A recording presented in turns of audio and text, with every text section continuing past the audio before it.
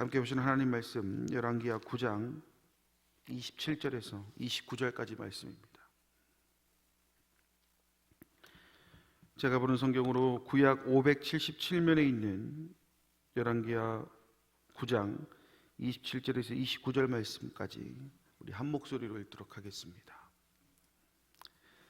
유다의 왕 아하시야가 이를 보고 정원의 정작길로 도망하니 예후가 그 뒤를 쫓아가며 이르되 그도 병거 가운데서 죽이라 하매 이브라함 가까운 구룹 이탈에서 치니 그가 무기토까지 도망하여 거기서 죽은지라.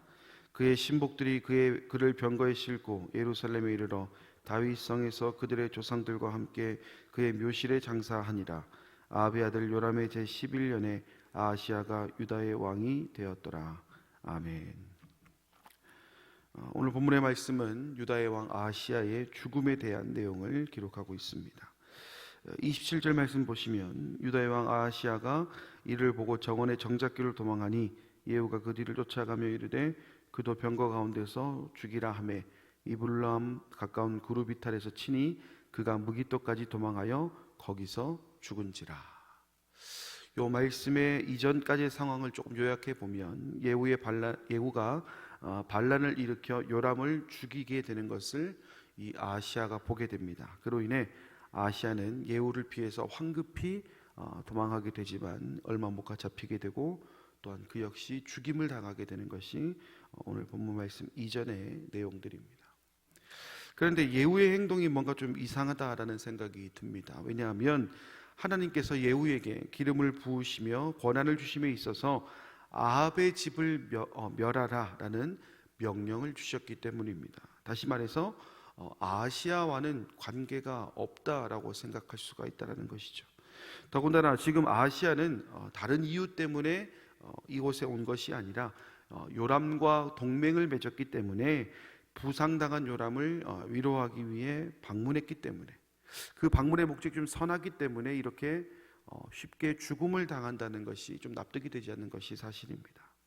그리고 무엇보다도 이 북이스라엘과 남유다 이 두 나라로 이렇게 나뉘어져 있지만 한 뿌리를 가진 민족이라는 것이죠. 그렇다는 것은 하나님의 백성이며 한 형제이기 때문에 굳이 이렇게 죽이면서까지 뭔가 사이가 나빠질 이유가 전혀 없다라는 겁니다. 두 나라가 얼마든지 나라의 안위와 발전을 위해 동맹을 맺고 사안들을 도모하고 서로 협력함으로 아름다운 결과를 만들어가는 그 아름다운 결과를 이어가기에 충분한 관계라는 것이죠. 하지만 웬일인지 예후의 선택은 27절 말씀에서도 기록하고 있지만 그렇지 못하고 있습니다. 좀 더 평화롭고 좀 더 행복한 결론으로 이어질 수 있는 상황이었음에도 불구하고 그의 선택은 달랐다라는 것입니다. 그래서 우리 입장에서는 이 예후라는 사람이 자신의 역할을 망각한 것이 아닌가라는 좀 착각이 들게 됩니다. 하지만 이는 예후의 망각도 착각도 아니라는 점에서 우리는 이 말씀을 좀 더 주목해 볼 필요가 있습니다. 아하시야가 예후에 의해서 죽임을 당한 것은 단순히 반역의 현장에 요람과 같이 있다가 비참한 최후를 맞이했다라는 것이 아니라 하나님의 뜻이라는 겁니다. 하나님의 계획에 이 또한 포함되어 있다라는 것이죠. 그리고 그 원인 역시 그가 여호와 보시기에 악을 행하였기 때문이라는 겁니다. 악으로 요람과 완전한 한 몸을 이루고 있었기 때문에 이 아하시야의 최후도 이와 같은 것이다라는 겁니다. 왜 그럴까요? 요람과 남유다의 아하시야가 맺은 언약이 만약에 순수하게 자신의 민족을 지키기 위함이었다. 그러니까 내 나라가 너무 약하니까 다른 나라로부터의 침략을 막기 위해서 이 요람과 맺은 언약이다 라면 어쩌면 하나님의 백성을 사랑하시는 그 하나님의 진노가 이렇게 임하지 않았을 거라는 겁니다. 그렇다면 아하시야의 동맹 의도가 순수하지 않음의 이유가 무엇이겠냐라는 것이죠. 그래서 간단합니다. 바로 아하시야는 요람과 같은 범죄를 저질렀기 때문입니다. 추악한 우상 숭배 집안인 아합의 사위가 되었고 그것으로 끝나는 것이 아니라 아합 집안이 각종 죄악을 본받아 그대로 답습하는 등 그 역시 하나님을 떠나 악행을 저지른 일에 몰두하였다라는 것에서 그 이유는 얼마든지 찾아낼 수가 있습니다. 오늘 본문의 말씀이 우리에게 주는 교훈은 다른 것이 아닙니다. 우리 하나님과 가까이 하는 것보다 악한 것과 가까이 하는 것이 얼마나 위험한 것인지, 그것이 나의 생명을 결코 보존할 수 없다라는 것을 우리에게 알려줍니다. 세상적 논리로 봤을 때에 강한 사람의 편에 서 있는 것은 언제나 좋아 보입니다.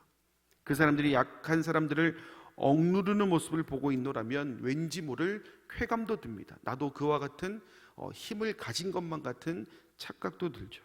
그래서 내가 그 권력을 마구 휘두를 수 있을 것 같다라는 생각까지 들게 되는 것이 사실입니다. 그리고 그들의 문화, 세상의 문화는 뭔가 좀 새로워 보입니다. 우리의 감각적인 것들을 자극해서 뭔가 대단한 결과가 있을 것 같이 말합니다. 마치 출애굽한 이스라엘 백성들이 금송아지를 두고 자신들을 구원하는 하나님이라고 불렀던 것처럼 말입니다. 하지만 이것은 결코 하나님 보시기에 선한 일이 아닙니다. 그리고 하나님 보시기에 악한 것들은 하나님의 심판을 피할 길이 없다라는 것을 우리에게 보여줍니다. 그것이 아무리 선해 보이는 일이라 할지라도 하나님의 기준에 부합하지 않는다면 그것은 선한 길이 아닙니다. 마치 요람의 부상을 위로하고자 방문한 병문안 길에 죽임을 당한 아하시야처럼 말입니다. 그렇기 때문에 우리는 이 말씀을 통해 결단할 수 있어야 됩니다. 먼저는 악한 것들과의 거리를 둘 수 있어야 됩니다. 거리를 두는 것으로 안도하는 것이 아니라 끊임없이 나 자신과의 싸움을 통해 하나님 보시기에 선한 것들로 채워야 됩니다.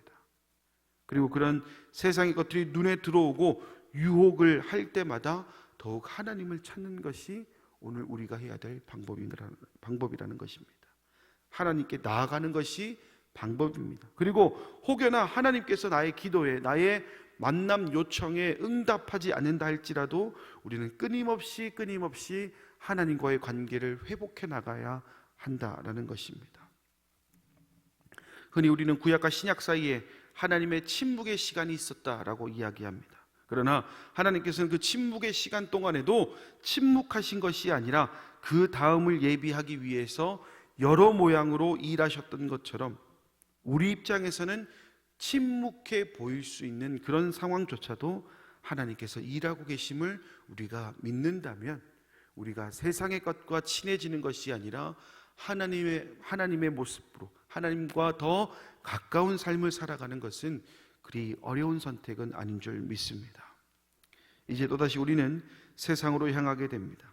늘 말씀드리지만 오늘 우리가 말씀을 통해서 기도를 통해서 하게 되는 결단이 무색할 만큼 우리에게는 하나님과의 동행이 아닌 세상과의 동행을 요구하는 일들을 우리는 만나게 될 것입니다. 그때 우리는 어떻게 해야 되겠습니까? 하나님께서는 그 방법을 잠언 4장 24절에서 27절의 말씀을 통해 이렇게 말씀하십니다. 구부러진 말을 내 입에서 버리며 비뚤어진 말을 내 입에서 멀리하라. 내 눈은 바로 보며 내 눈꺼풀은 내 앞을 곧게 살펴 내 발이 행할 길을 평탄하게 하며 내 모든 길을 든든히 하라. 좌로나 우로나 치우치지 말고 내 발을 악에서 떠나게 하라. 하나님의 말씀으로 여러분의 길을 든든히 한다면 그 길은 의인의 길이 될 것이며 더 나아가서는 악인과 가까이 하지 않고 오로지 하나님의 길을 걸은 자들만이 누리는 은혜와 평강이 여러분의 삶에 고스란히 나타나게 될 줄 믿습니다. 오늘 하루가 이 믿음으로 이 결단으로 살아가는 귀하고 복된 시간 될 수 있기를 간절히 소망합니다. 기도하겠습니다. 자비로우신 아버지 하나님, 오늘도 우리는 주신 말씀을 생각하며 다시금 우리의 모습을 되돌아봅니다. 결국 의도가 아무리 선하다 할지라도 그것이 하나님과 멀어지는 선택이라면, 하나님 보시기에 악을 선택하는 것이라면, 하나님이 아닌 세상을 선택하는 것이라면 그 의도와 상관없이 그 결과는 좋지 못하다는 것을 우리는 보게 됩니다. 그렇기 때문에 오늘 우리는 더욱더 주님 앞에 내 모습을 점검해야 되는 줄 믿습니다. 좌로나 우로나 치우치지 않고 우리의 발을 악에서 떠나게 하는 것이 우리의 선택이 되어야 될 줄 믿습니다. 물론 우리가 만나게 될 세상의 이야기들은 더욱더 세상의 것을 쫓게 만들지만 오늘 우리는 그럼에도 불구하고 결단합니다. 그럼에도 불구하고 세상과의 동행이 아닌 하나님과의 동행을 선택합니다. 이제 우리의 선택을 주님께 맡깁니다. 그 걸음을 인도하시는 분이 오로지 하나님이신 줄 믿고 의탁하오니 주님, 우리의 이 결단이 무너지지 않도록 더욱더 하나님과 하나 될 수 있도록 인도하여 주셔서 마침내 그 길을 걸어가는 자들만이 누리는 은혜와 평강으로 하나님께 영광 올려드릴 수 있도록 인도하여 주시옵소서. 모든 말씀 예수님의 이름으로 기도드립니다. 아멘. 하늘에 계신 우리 아버지, 아버지의 이름을 거룩하게 하시며 아버지의 나라가 오게 하시며 아버지의 뜻이 하늘에서와 같이 땅에서도 이루어지게 하소서. 오늘 우리에게 일용할 양식을 주시고 우리가 우리에게 잘못한 사람을 용서하여 준 것 같이 우리 죄를 용서하여 주시고 우리를 시험에 빠지지 않게 하시고 악에서 구하소서. 나라와 권능과 영광이 영원히 아버지의 것입니다. 아멘. 기도하기 전에 구두 광고 있습니다. 믿음 목장 25구역 유인자 권사님의 남편 되시는 김여환 성도님의 발인 예배가 오늘 오전 7시에 있습니다. 교회 출발은 6시 40분, 오전 6시 40분입니다. 자세한 사항은 김승진 목사님에게 문의해 주시고 빈소는 청규화 장례식장 특실 101호입니다. 우리 시간 주신 말씀 생각하며 함께 통성으로 기도하고 또 개인의 기도 제목을 하나님께 올려드리도록 하겠습니다. 함께 기도하겠습니다. 자비로우신 아버지 하나님, 은혜와 사랑을 감사드립니다. 오늘도 우리는 이 새벽을 깨우며 우리의 선택이 틀리지 않았다는 것을 다시 말씀을 통해 기도를 통해 확인하고 확신해 나갑니다. 주님, 오늘 말씀에서 우리의 삶이 왜 하나님과의 동행을 이어가야 되는지, 하나님과의 행복한 동행을 이어가야 되는 이유가 무엇인지를 보게 됩니다. 결국 하나님 보시기에 악한 것들의 결말은 그 의도가 아무리 선하다 할지라도 결코 그 선함을 인정받지 못함을 보게 됩니다. 오늘 아하시아는 부상당한 요람을 위로하고자 방문했지만 그의 인생이, 그의 모습이 여호와 보시기에 악을 행하는 모습이었기 때문에 그 의도와 관계없이 그의 인생은 매우 안타까운 결과를 맞이하게 되었습니다. 그리고 이제 이 말씀은 오늘 살아가는 우리에게도 동일하게 적용되는 말씀인 줄 믿습니다. 살아가다 보면 세상의 것들이 우리를 유혹하고 세상의 것들이 더 좋아 보이며 세상의 것들 때문에 하나님과의 관계가 소원해지는 경우들이 너무나 많은 것 같습니다. 그럴 때마다 주님, 오늘 이 말씀을 기억하길 원합니다. 아무리 의도가 선하다 할지라도 하나님 기준에 부합하지 못한다면, 하나님의 그 기준에 맞지 않는다면 그 결과는 참혹할 수밖에 없다는 것을 우리는 기억합니다.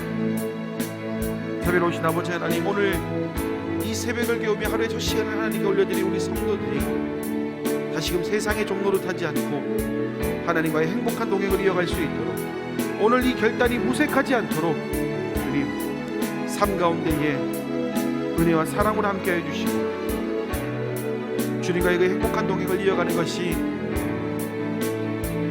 세상의 첫날보다 낫다는 것을 인정하는 그 삶을 살아갈 수 있도록 인도하여 주시옵소서.